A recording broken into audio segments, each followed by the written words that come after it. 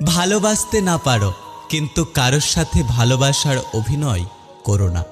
কারণ এই ভালোবাসার অভিনয় একটা জীবনকে নষ্ট করে দেয়।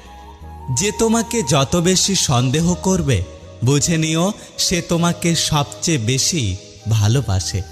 কারণ সে তোমার ভালোবাসার ভাগ কাউকে দিতে চায় না, তাই সে তোমাকে সারাক্ষণ সন্দেহ করে। আগেকার দিনে মানুষ মিথ্যে বলতে ভয় পেত পাপ হবে বলে, আর এখন মানুষ সত্য বলতে ভয় পায় বিপদে পড়বে বলে।